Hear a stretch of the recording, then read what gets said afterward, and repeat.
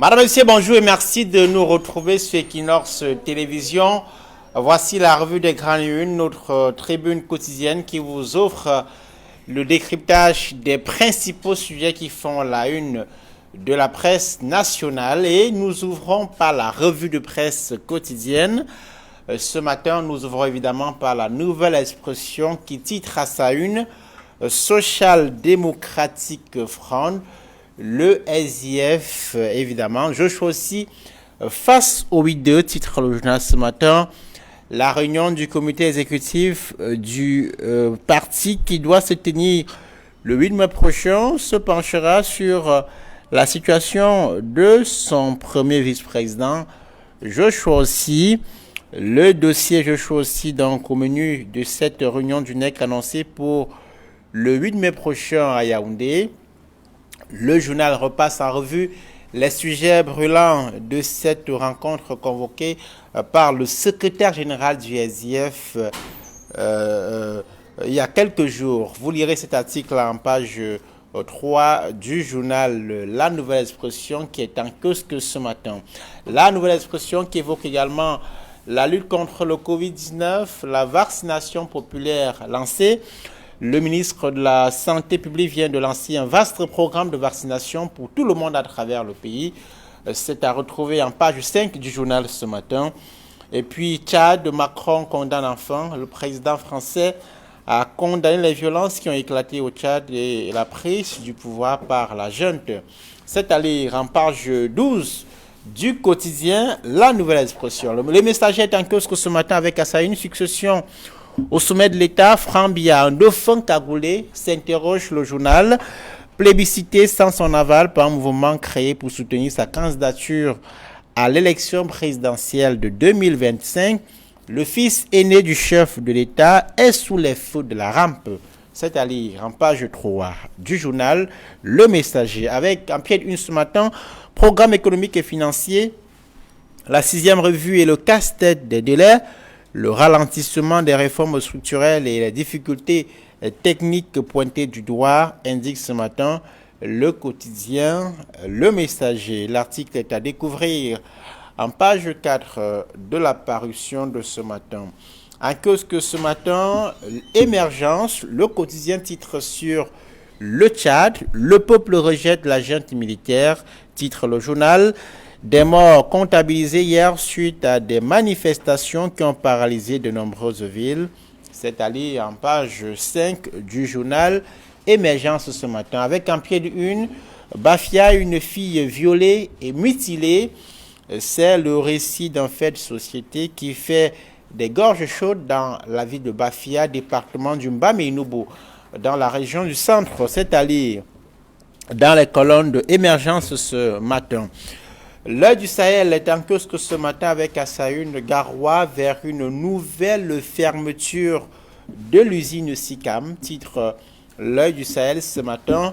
Le journal qui, d'après ces informations, sait que dans quelques jours, le 10 mai prochain, l'usine SICAM de Garoua pourrait suspendre ses activités. La faute à la cessation des livraisons du coton par la saute des cotons.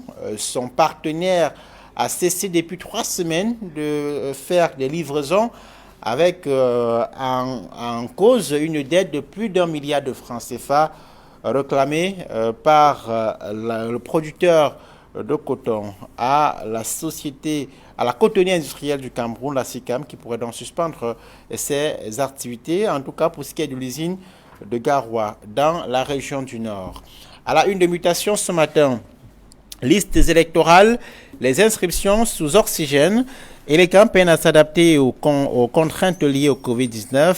Le journal Mutation a mené l'enquête à Yaoundé, à Douala, à Bertoua, à Ebolova et à Maroua et vous offre un dossier ce matin des pages 8 à 9 du journal. Mutation en pied de une ce matin, travaux sur le réseau, sur les pas de la Sonatrel. Mutation qui a fait un reportage sur les activités de la Société nationale de transport de l'électricité qui est engagée pour la résorption du déficit énergétique au Cameroun. Vous lirez l'article dans la colonne de Mutation, c'est en page 13 ce matin. À la une du quotidien bleu, Le Jour, grande distribution, le Grand Mal va-t-il fermer? S'interroge le journal ce matin. Un administrateur provisoire est désigné alors que les deux partenaires camerounais s'affrontent en justice. C'est allé en page 6 du quotidien bleu, le quotidien Le Jour. Avec en pied de une, Yaoundé, la cellule de Vamoulke perquisitionnée, 2 téléphones portables et des documents personnels de l'ancien directeur général de la CRTV ont été saisis au lendemain de sa correspondance adressée au ministre de la Justice. Vous découvrirez l'article en page 2 du journal ce matin, le journal Le Jour. Kalara, à sa une ce matin, tribunal criminel spécial à Tanganakona sur plan de fin à Kodengui.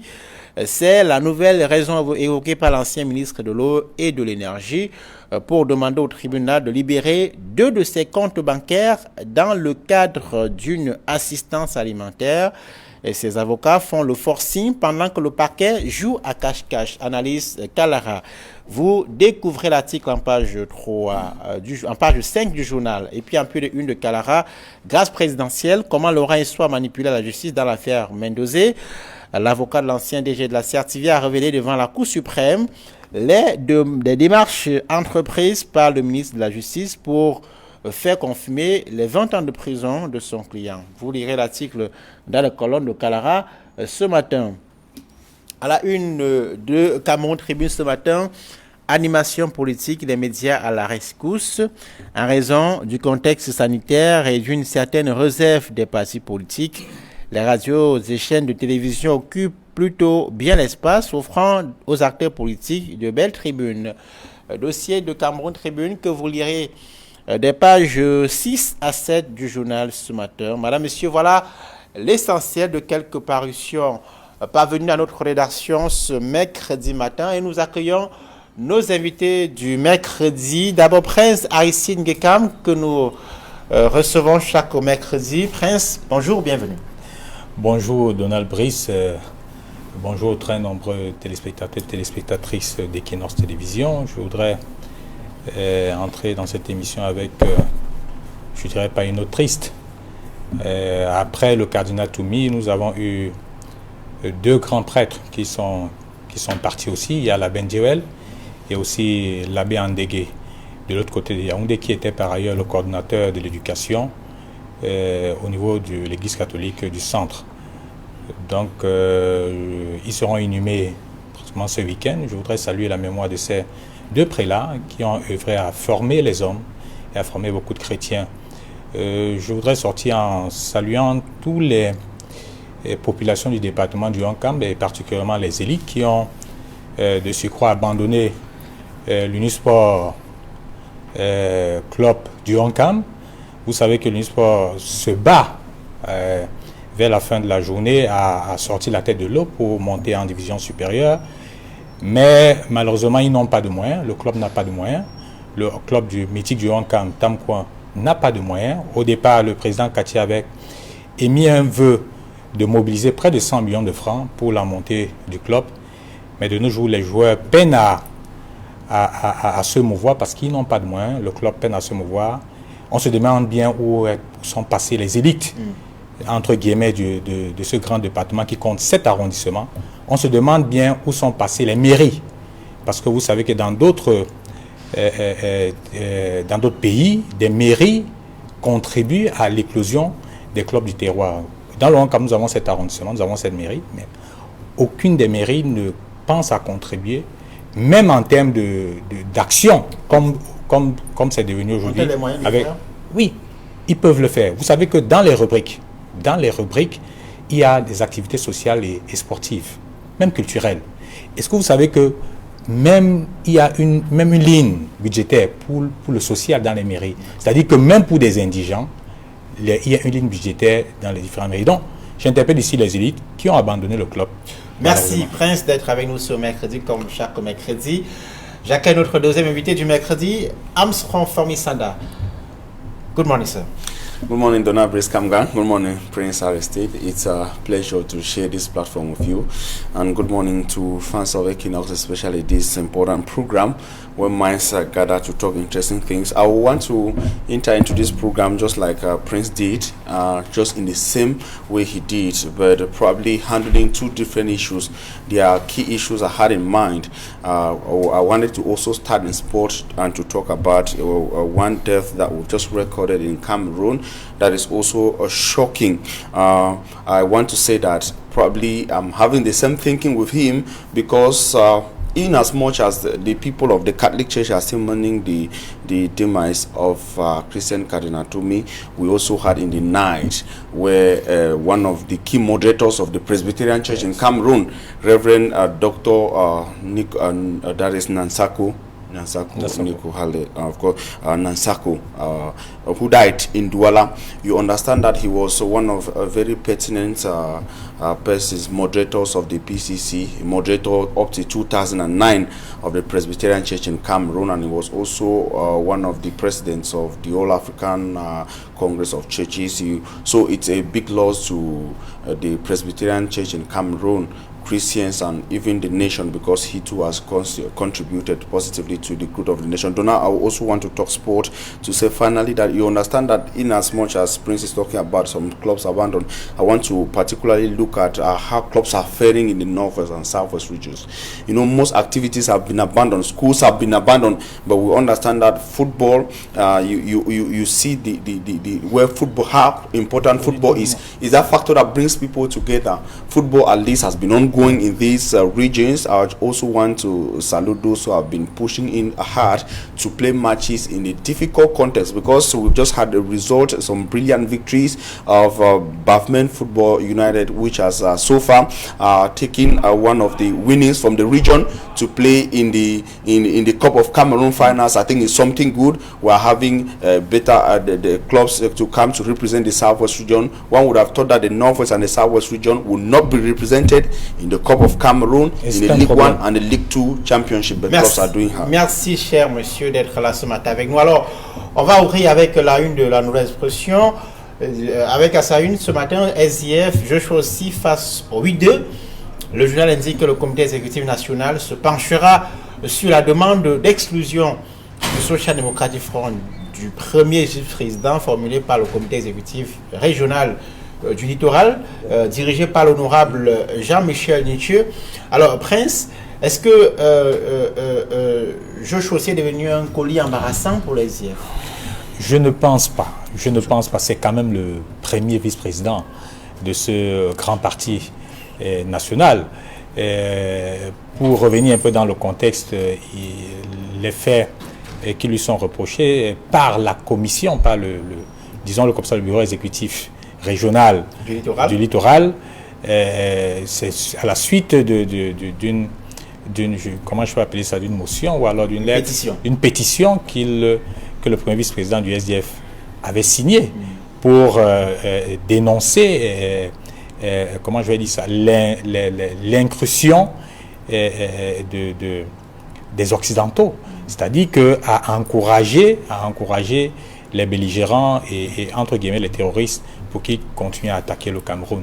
Donc à l'époque, le premier vice-président est resté ferme sur ses positions en disant il avait le droit de le faire parce que il a des frères et sœurs dans le nord-ouest et le sud-ouest qui sont attaqués, qui sont tués tous les jours et qu'il ne comprend pas comment les puissances étrangères peuvent garder les donneurs d'ordre.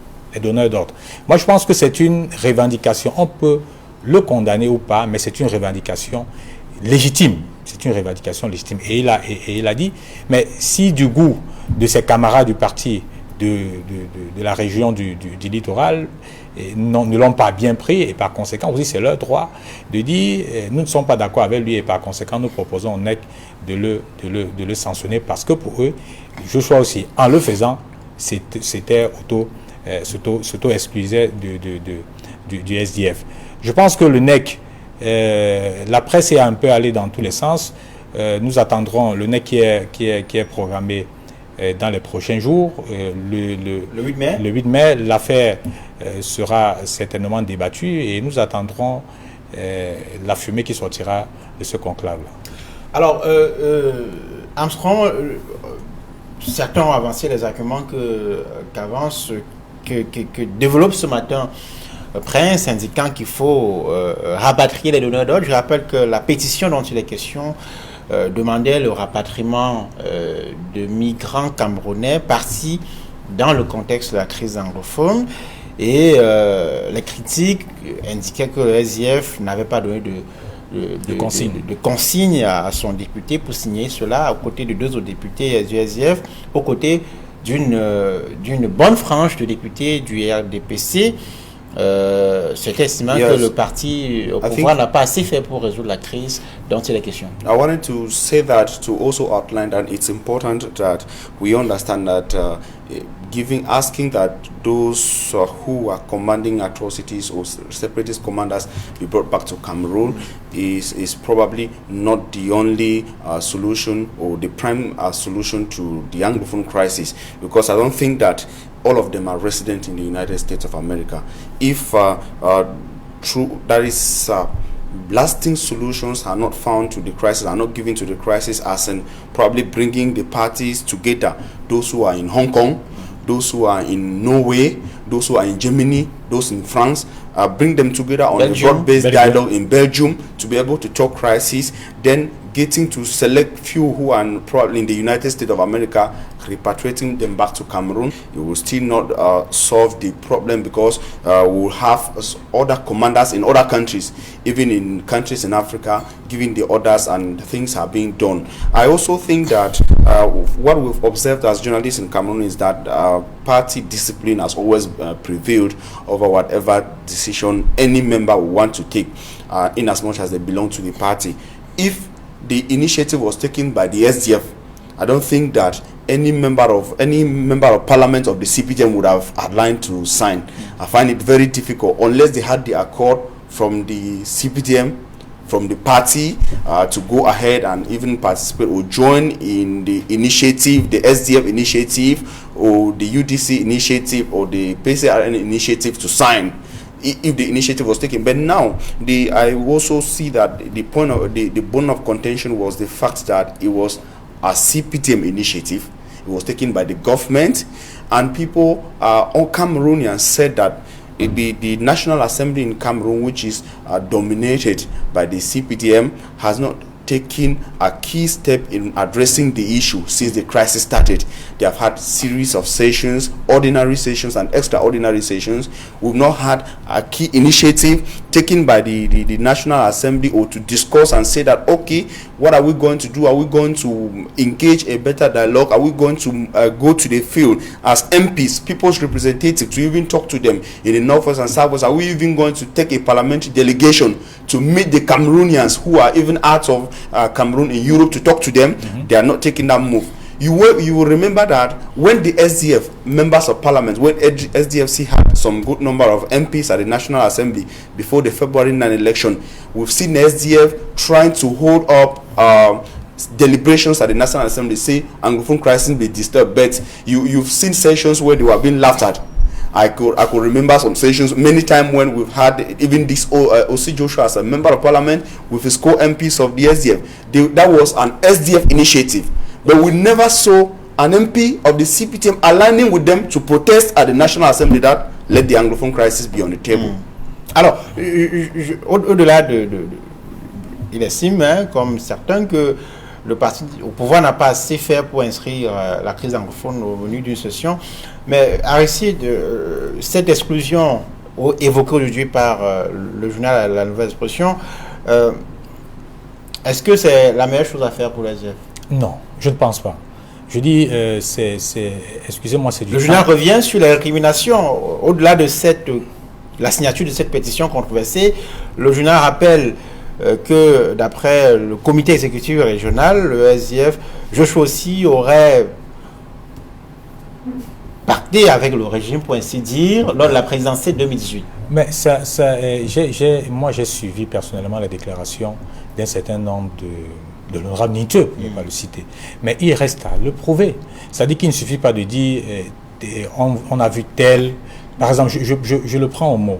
Le jour où il a dit que pendant l'élection présidentielle, il a donné une date que l'honorable aussi était au cabinet civil. Et l'honorable aussi de répondre en disant non, j'étais en pleine campagne. Vous voyez un peu. Vous voyez, rien que sur ce petit fait, sur ce fait-là. Donc, au-delà des allégations qui sont avancées, mais dont on ne peut pas apporter les preuves pour l'étayer. Donc, je dis, il faut... Et les gens ont au fait de dire que c'était une bataille contre... une bataille déjà pour la succession du chairman. Je dis, il faut être sérieux. C'est pas parce qu'on dit en politique tous les coups sont permis qu'il faut aussi les donner en dessous de la ceinture. Il faut être sérieux. Aujourd'hui, si on veut accuser l'honorable aussi d'être souvent avec, je ne sais pas, les membres du parti au pouvoir ou alors les députés du parti au pouvoir, mais attends, la politique ne se fait pas, ce n'est pas une affaire, comme on dit, d'ennemis au quartier. Si, lorsque vous évoluez, on ne fait pas la politique en vase clos. On ne fait pas la politique en vivant dans sa bulle. On va vers les gens, on échange avec les gens afin de trouver la solution. La solution, c'est quoi? C'est pour le Cameroun, on fait la politique pourquoi? Pour le bien-être des populations. Même s'il faille que vous allez, comme le code dit, que vous allez vers, que ce soit le président Biya ou alors n'importe quel parti, pour obtenir quelque chose en faveur des populations, moi je dis, je suis d'accord. Pour le débat de fond, et qui a semblé cristalliser, il faut relever que ce n'est pas le groupe parlementaire du RDPC qui avait missionné ces députés de le faire. C'est un groupe de députés, il faut le rappeler, c'est bien un groupe de députés qui se sont assis, qui ont estimé que cette affaire, il est vrai, le gouvernement, nous tirons tout le temps, le gouvernement nous fait passer pour inscrire le sujet au sein de l'Assemblée nationale, mais d'aucuns ont estimé que la guerre continue, on continue d'assassiner les gens, mais qu'il y a des donneurs d'ordre qui ne vivent pas ici, de l'autre côté de l'étranger, et qu'il faille les traquer. Je dis bien, vous ne pouvez être d'accord ou pas, c'est leur droit de le dire, c'est aussi de leur droit. On ne peut pas les empêcher d'émettre cette idée-là. D'accord. Et je le rappelle, l'honorable aussi l'a dit à maintes reprises, c'est une initiative, c'est-à-dire que vous ne pouvez pas être touché dans votre chair. Et vous, moi j'ai apprécié par exemple la réaction du chairman en disant oui, si tu as si tu étais de concert, si tu as donné ta voix pour qu'on puisse faire un plaidoyer afin de rapatrier ceux-là qui donnent les ordres pour tuer nos frères et sœurs, il faudrait que tu mènes le même lobbying pour qu'on puisse inscrire le sujet à l'Assemblée nationale. Moi, je pense que c'est une réaction. Le SDF. Non, je dis au-delà de la personne, il faut sortir du débat des personnes. Moi, j'ai vu plusieurs personnes, l'honorable aussi, parler de la question anglophone, sortir de la salle à l'Assemblée nationale, parce que l'affaire n'était pas inscrite sans que la majorité ne puisse suivre cette dynamique. Alors, on ne peut pas aujourd'hui l'accuser, on ne peut pas aujourd'hui l'accuser de pactiser avec le régime parce qu'il aurait pris une position. Alors, est-ce que cette proximité aujourd'hui clairement affiché de Joshua aussi sert les intérêts du SDF? That's why I wanted to raise, because you know that most people argue for different reasons, but I was just analyzing what he could have easily been a swift target or a soft target within the SDF and even out of the SDF because of that position.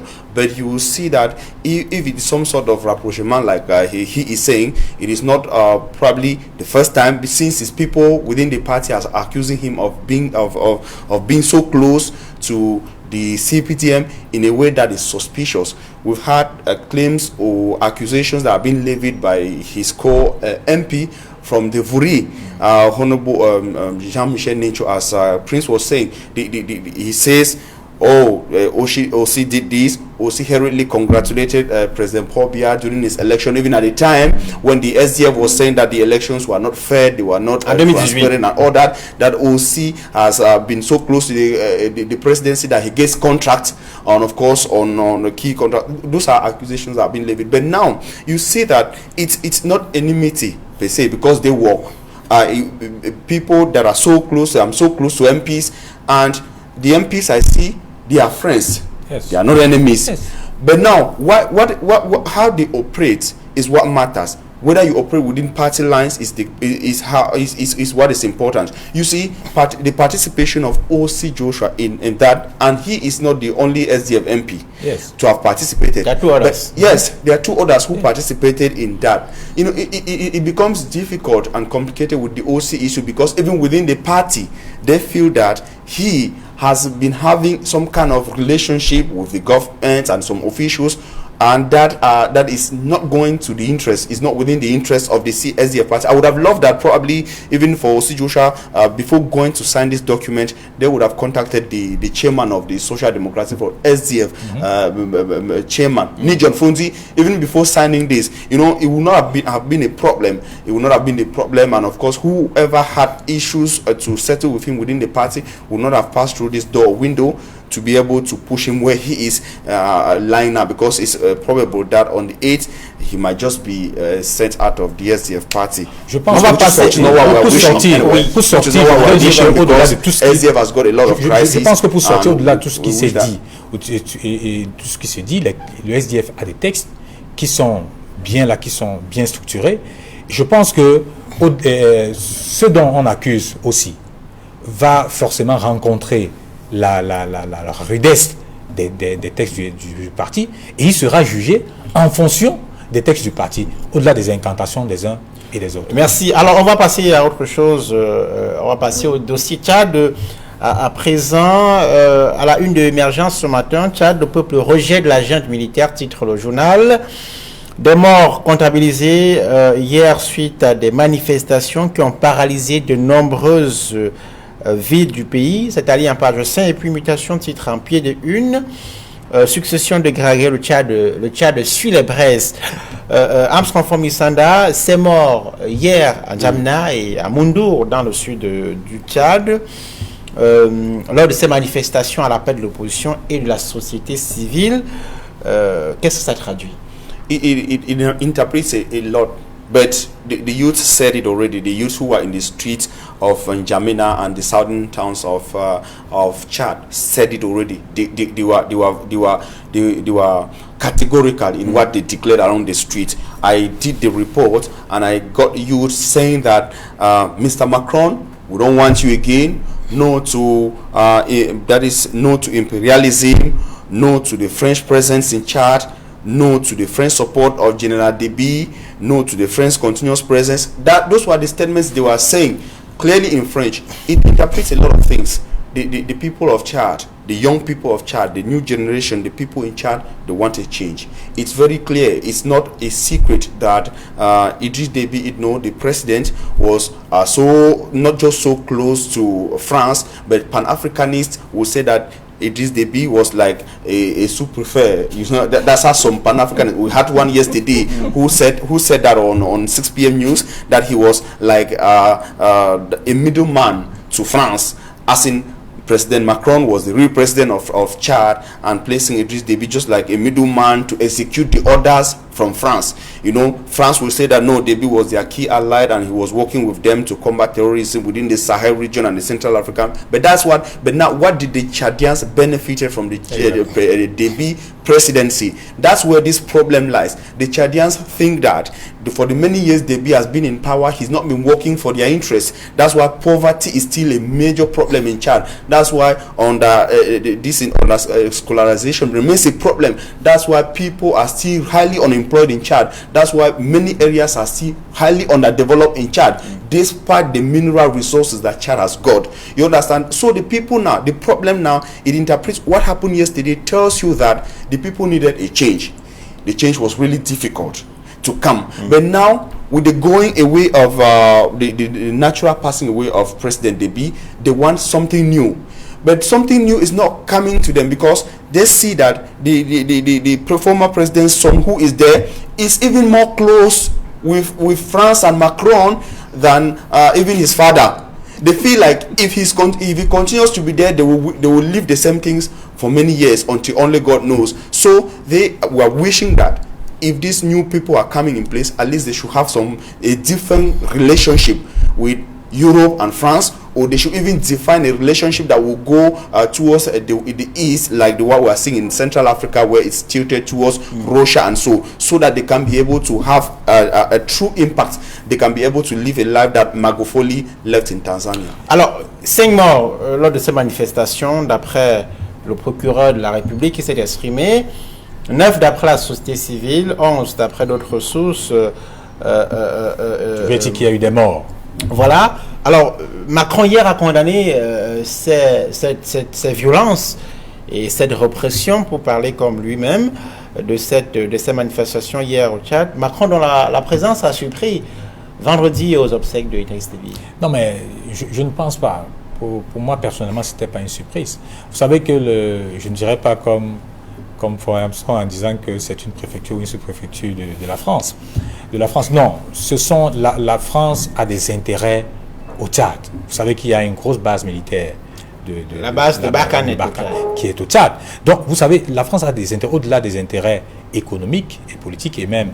Et ça dit que la France et le Tchad entretiennent des relations très fortes. Donc, c'était normal pour Macron de venir se rassurer de ce que non seulement ses compatriotes sont en sécurité et d'adouber ou alors de mettre sous ses ailes le nouveau chef du conseil militaire de transition, le président de la commission militaire de transition, le général Mahamat Déby. Donc c'était normal pour la France de le faire. Moi j'ai été un peu amusé lorsque Hamson, il a raison de le dire. Vous savez, on passe le temps à dire nous sommes panafricanistes, mais lorsque vous êtes panafricaniste, il faut donner l'exemple même chez vous. Il faudrait pas. Il y avait un autre qu'on citait beaucoup, mais pas comme panafricaniste, mais qui était le plus grand médiateur, qui était le président Blaise Compaoré, qui passait le temps, Burkina Faso, qui passait le temps à aller être médiateur par-ci, médiateur par-là, alors que son peuple lui-même souffrait. Donc il ne suffit pas de dire qu'on est panafricaniste, alors que chez soi-même, on n'arrive pas à nourrir son peuple. Donc, pour revenir sur le sujet, Macron est dans son rôle. C'est-à-dire que c'est la France libre qui s'exprimait en ce temps-là. Vous savez, il est venu, on a dit, Macron vient adouber la junte militaire. Aujourd'hui, les gens sont surpris de savoir que Macron condamne la répression faite par la répression de manifestations. Donc, c'est l'expression même de visu de la France libre, de la France des droits de l'homme que Macron veut présenter. Mais il y a un problème de fond que les gens n'oublient pas, que les gens ne devraient pas oublier. C'est lequel? C'est le jeu d'intérêt. Le jeu d'intérêt. Aujourd'hui, vous avez une rébellion. Vous avez 4 poussées de rébellion qui convergent vers Djamena. Mais il faille. La jeune militaire, si vous l'appelez la commission de transition aujourd'hui, a besoin des partenaires pour faire reculer ces rebelles en question. Mais est-ce qu'elle a suffisamment de moyens? Je pense non. Et par conséquent, elle ne peut que se tourner vers la France et vers d'autres puissances pour qu'ils essayent d'encadrer le Tchad. Cher monsieur, merci d'être venu sur ce plateau pour cette édition de mercredi. Merci Prince, merci Armstrong Fomisana d'avoir prêté vos expertises à l'analyse sur ce plateau. Merci d'avoir été avec nous, madame, monsieur. À demain jeudi pour une autre édition de la revue des grandes news sur Equinox Télévision. Nos programmes se poursuivent. Bonjour à tous.